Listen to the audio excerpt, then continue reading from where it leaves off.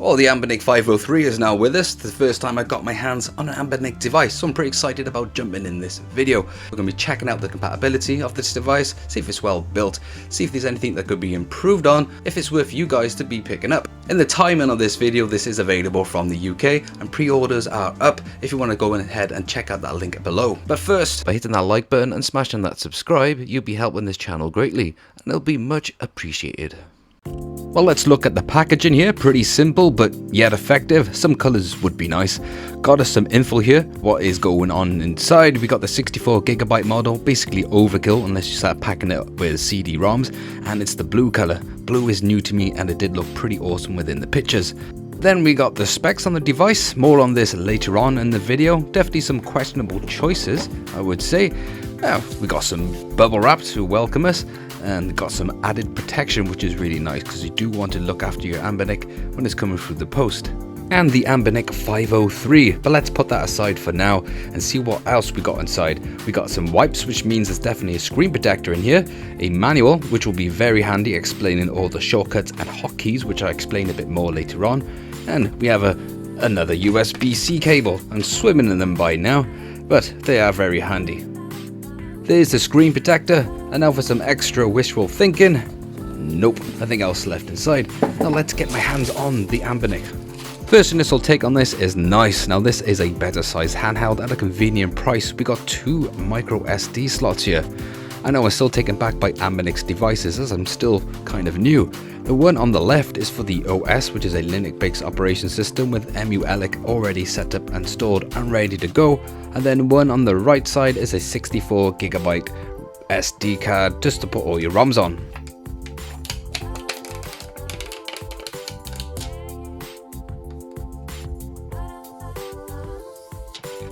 First things first, let's put on the screen protector that is provided, otherwise I'll just get carried away and next thing you know I won't be putting it on for days.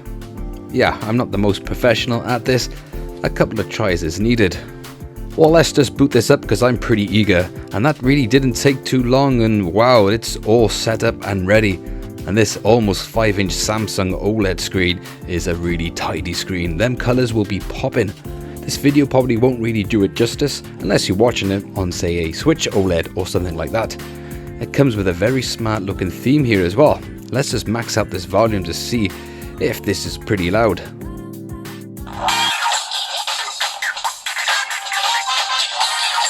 Yeah, that's pretty awesome. And ooh, this is very light and easy to carry around. Perhaps you can be the cool Anbernic kid walking the streets if you fancied. Now let's touch on these controllers and buttons. The analog stick does feel very comfortable and does not stick out too far, making it very pocket friendly. The D-pad is at the top this time, more of a fan of it being the other way around, but does make more sense as it's primarily for 2D base games and for the PlayStation fans out there. But I best test this out on some games that I'll be doing shortly. We have the select and start button that's quite prominent. That's not really necessary, but it is not exactly a bother. As for the main buttons, they do have some nice travel to them. With the L1, L2, R1 and R2, the R lined up at the top to keep that thin, smooth build. I'm more of a fan of the L2 and R2 being more of a trigger, but now with the L2 and R2, they are slightly raised in this model, and this may actually grow on me later on by playing and testing it out. It's definitely an improvement from the previous models anyway. Now let's touch up on the specs now, shall we? It has a Samsung 4.95 inch screen with a resolution of 960 by 544, so a higher resolution than a lot of their previous models, so these games are going to look nice and sharp and clear, especially with that OLED screen. The CPU has a quad-core 64-bit Cortex A55, has a newer 1.8 GHz. I did go on the system settings and find it could push up at 1.9.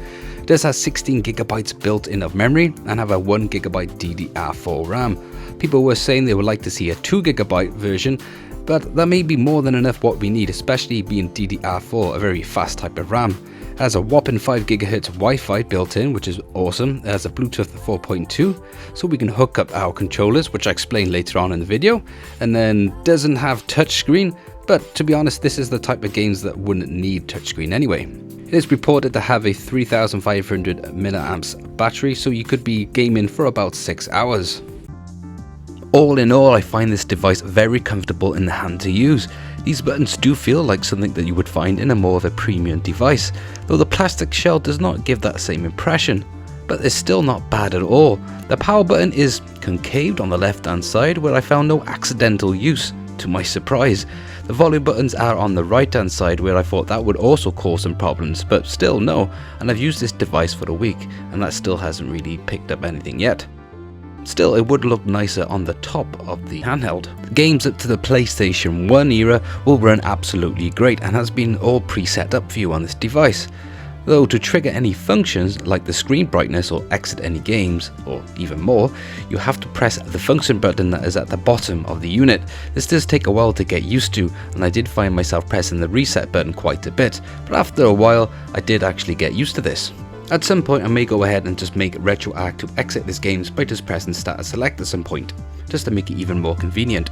I tried to push this device by using some Dreamcast emulation. I wouldn't completely rule it out that I won't be able to play any of these. There are indeed some playable titles, but I would not pick this up for the intention to play Dreamcast games. It's the same for the DS. There are just a couple of titles but the same results as the Dreamcast, but when it comes to the 64, I definitely would not pick this up because only a handful of titles would work. I just wouldn't really bother really. Using this for an arcade, SNK, Mega Drive or SNES, on the go with all these new convenient features, this device may be the one for you to pick up, especially with its compatibility and built-in goods.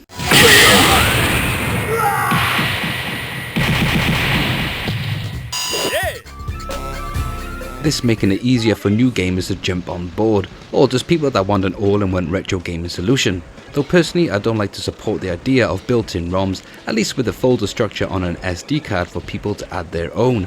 Adding your own games is very simple with this, just popping your SD card into a computer and simply just dragging the files into its allocated folder. It does mention then in the notes of what type of file types they are, but it is pretty compatible with a lot of ROM types. Natively, this system does like to boot up the game to stretch full screen. Personally, it's not one of my favorite go-to as these games were designed by 4x3, but a lot of people do like it when your entire screen is filled with the image. There are a lot of enhancements and customizations, so you can set this up the way that you like. My preference is getting a 16:10 output, so then the image is not stretched that far. But you can also set some background art, which is really nice. So by just setting this one mode, each system that you boot up does have any background art, so all that space can be filled and you can keep that native 4x3 resolution. Now let's talk about the video output here. I'm pretty excited about this one as I was used to my limitations using the Retroid Pocket. I have also done a lot of content regarding that product if you want to go check that out in my playlist. It is just great now to see your entire screen filled at a decent resolution. With this device you will need a mini HDMI adapter, which you can also find a link in the description box below. With any Emulation device though, you will have to change the output settings to HDMI and then reset the device for that to be put up onto your TV. With its Bluetooth already built in, PS5, Xbox One, Series S and an array of other controllers are all compatible with this device, and thanks to Emulation making it really easy for us to set up. With an OTG connection, you can then put in some other devices like the 8-bit controllers. I do find it pretty awesome to use. With a simple setup now you can get a good awesome 4-player retro arcade games on the go. One big question I know a lot of people will be asking, is there any input latency? And for my use there has been no issue at all. Well, the time that I've put into the device anyway, and if there's any video output there have been next to none in my experience. With its great compatibility and simple setup, this is turning out to be one of my personal favorite go-to retro gaming devices. But not to say that it does not come with any minor problems. The buttons could have been placed in a more convenient placement. The extra 1GB of RAM would have given us that support for DS and even Dreamcast to run that even better and give that extra push for PSP games. And oh yeah, PSP games I found run better emulating than the N64 and Dreamcast, making some titles definitely playable even at 2x, but you can lower that to 1x to get more of a stable frame rate, just for those handful of games that are compatible. I wouldn't really rule this out of not being able to play the PSP. One problem is with Anbernic devices is the lack of software support and updates, though this does not stop the community from jumping on board for doing so. I later noticed with the main buttons that I did have some wear and tear on the sides. It can't be just because of the casing, the shell around it just gave a bit of a tight squeeze. This was not personally a problem for me. There was just a very tiny amount of sticking at the beginning that quickly went away, just leaving those small marks. Not a biggie at all. As well, with a HDMI out and 2 micro Cs plugged in, there was a slight little buzz noise that appeared, but then faded away. I haven't really experienced since, so again, not really a big problem. The rg503 is not the next generation of handhelds, however, that is not to say that it isn't a great handheld in its own right. It's fair to say that this handheld does represent a significant step up when compared to previous Anbernic handhelds, in particular due to its boosting the stunning OLED panel as well as packing that new Rock chip processor, which is the first from the company, a 5 GHz Wi-Fi, making it ideal for streaming from your PC, getting those updates, online gameplay, and most importantly, those retro chivos. Yeah, I'm a sucker for them. If you are interested in jumping into a dedicated retro gaming handheld with a good video output and compatibility, this may be the system for you. What I have to say, I'm a bit of a big fan now of this device. This is my new go-to, especially just playing games on the go, the retro ones, as well as hooking it to my TV. And as always, if you like this type of video, hit that button. If you want to help and support, hit subscribe, leave your comments below, and I'll catch you lot on the next video.